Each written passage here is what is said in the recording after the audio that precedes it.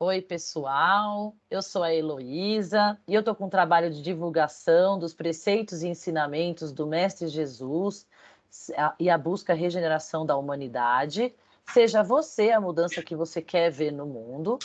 E hoje a nossa convidada é a Gabriela Guastelli Porta. Oi, Gabi, tudo bem? Oi, tudo bom? Tudo bom? Obrigada por participar, por estar aqui conosco hoje. Prazer. Obrigada. E vamos dar início ao Evangelho comentado do capítulo 42 do livro Jesus no Lar, a mensagem da compaixão. Dentro da noite clara, a assembleia familiar em casa de Pedro centralizara-se no exame das dificuldades no trato com as pessoas. Como estender os valores da boa nova? Como instalar o mesmo dom e a mesma bênção em mentalidades diversas entre si? Fim do longo debate fraternal em que Jesus se mantivera em pesado silêncio, João perguntou-lhe preocupado: Senhor, que fazer diante da calúnia que nos dilacera o coração? Tem piedade do caluniador e trabalha no bem de todos, respondeu o celeste mentor sorrindo. Porque o amor desfaz as trevas do mal e o serviço destrói a ideia desrespeitosa. Mestre, ajuntou Tiago, filho de Zebedeu, e como agir perante quem nos ataca brutalmente? Um homem que se conduz pela violência, acentuou o Cristo bondoso, deve estar louco ou envenenado. Auxiliemo-lo a refazer-se. Senhor, aduziu Judas, mostrando os olhos esfogueados.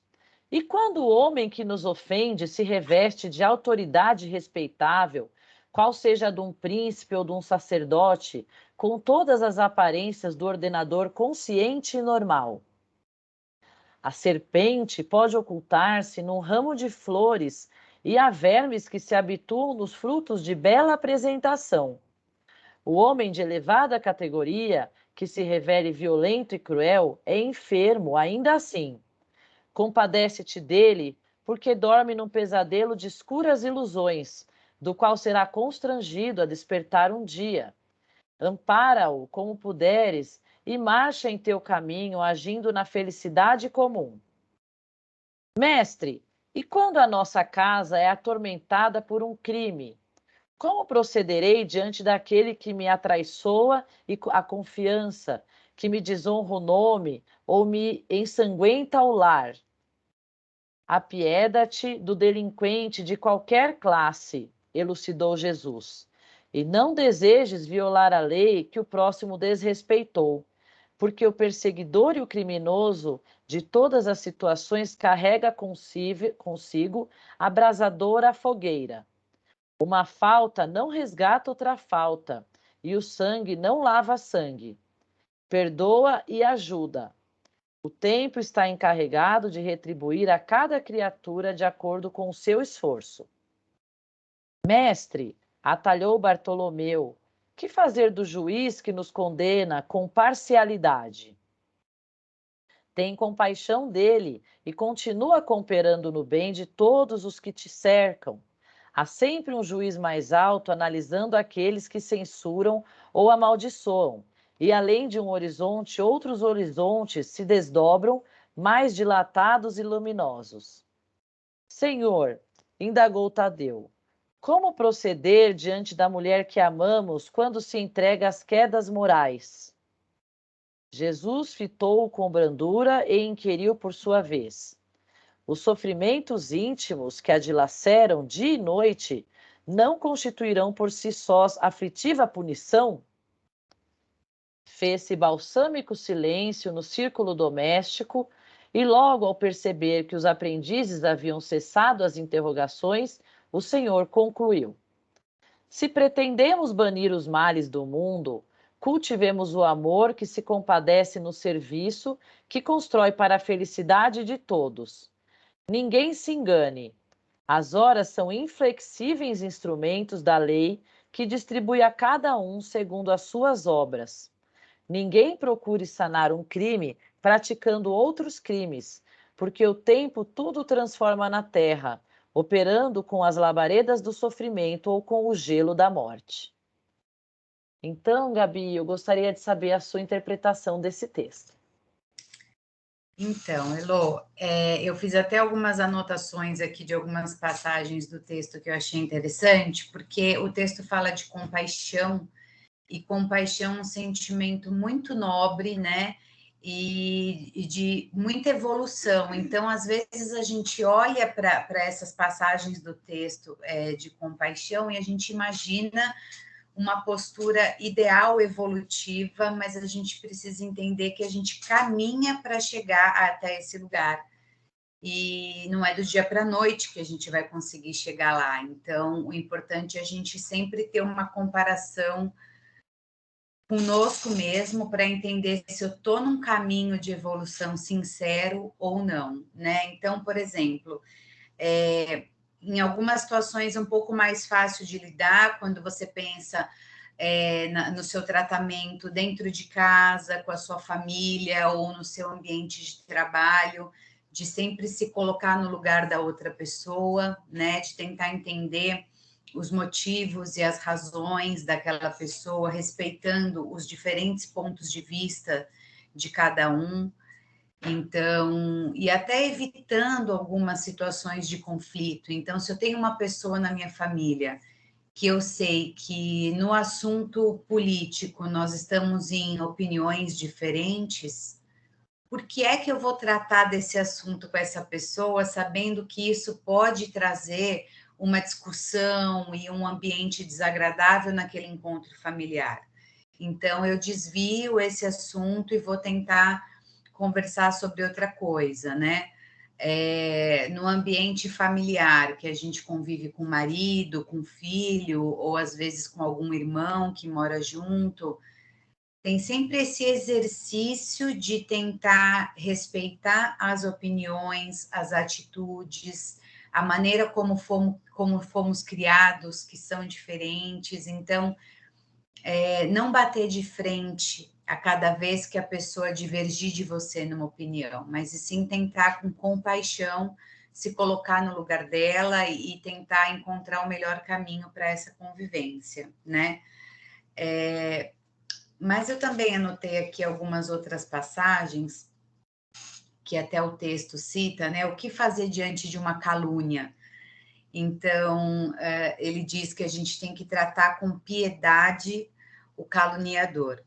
Então, esse é um caminho bastante evolutivo. Então, a gente precisa entender se a gente está trilhando para esse caminho, pensar nesse colega caluniador como uma pessoa que está precisando de ajuda, entender essa pessoa como uma pessoa doente, como ele cita no texto, né? Uma pessoa que está precisando do seu auxílio, que está precisando de uma cura espiritual.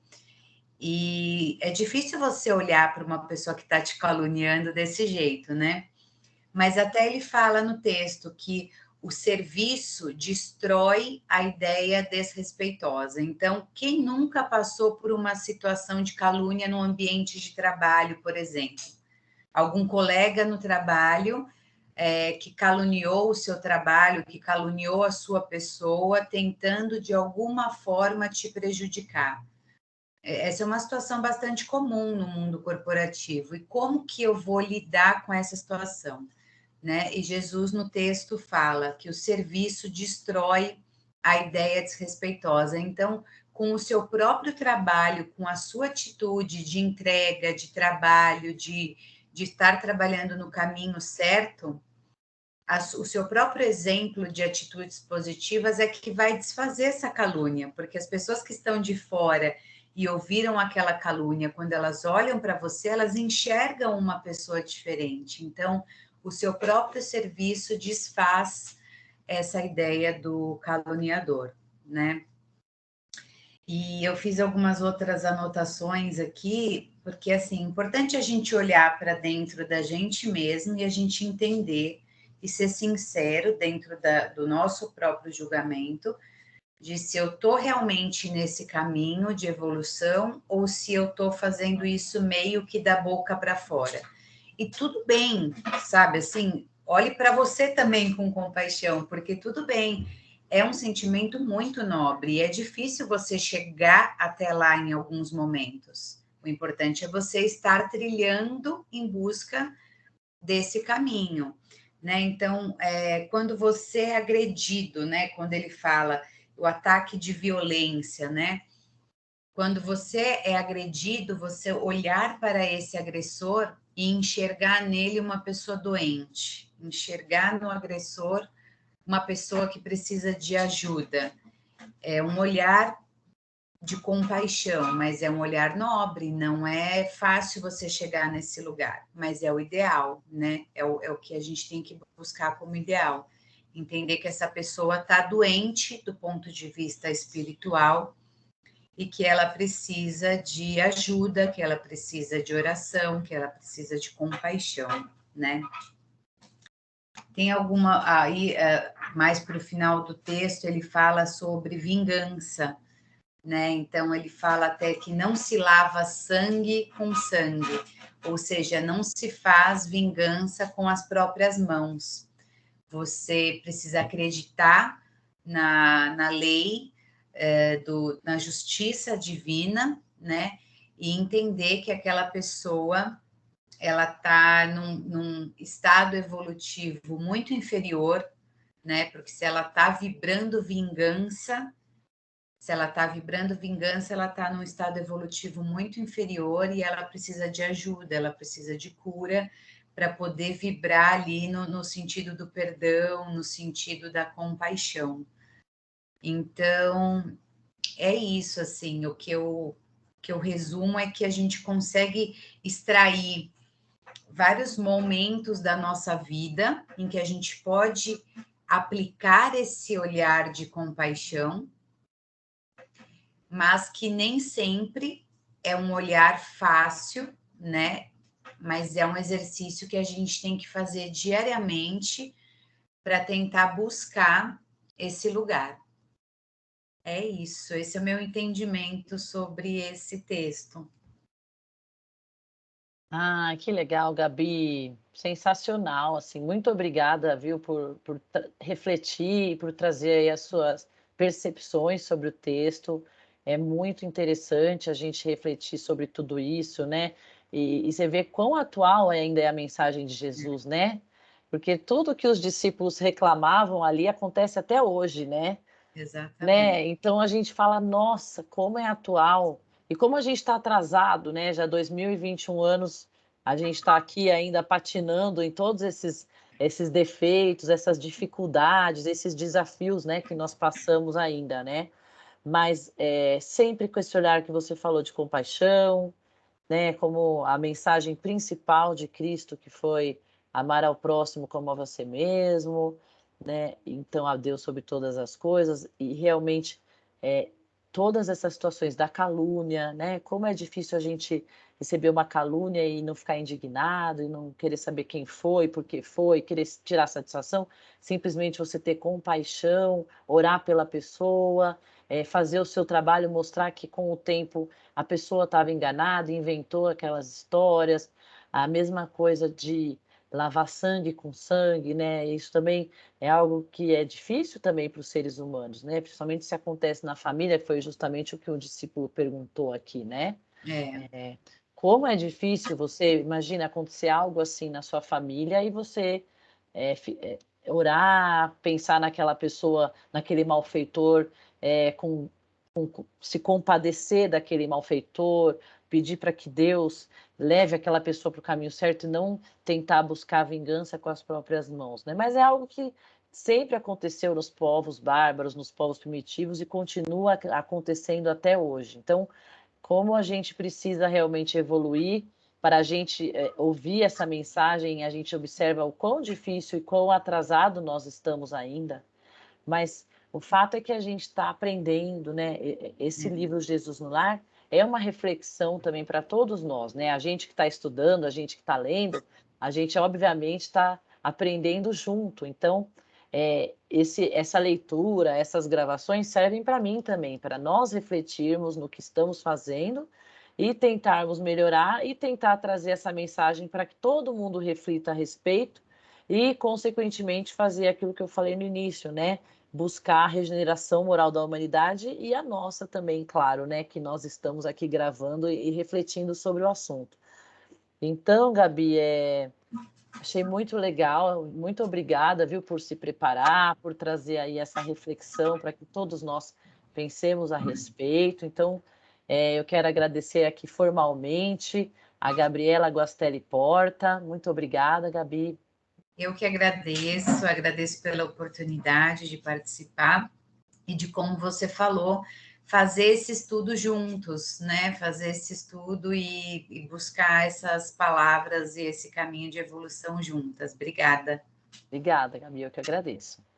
E você que está assistindo, ajude a divulgar o projeto, compartilha, curta, se inscreva. Ficou alguma dúvida? Quer comentar? Comenta sim.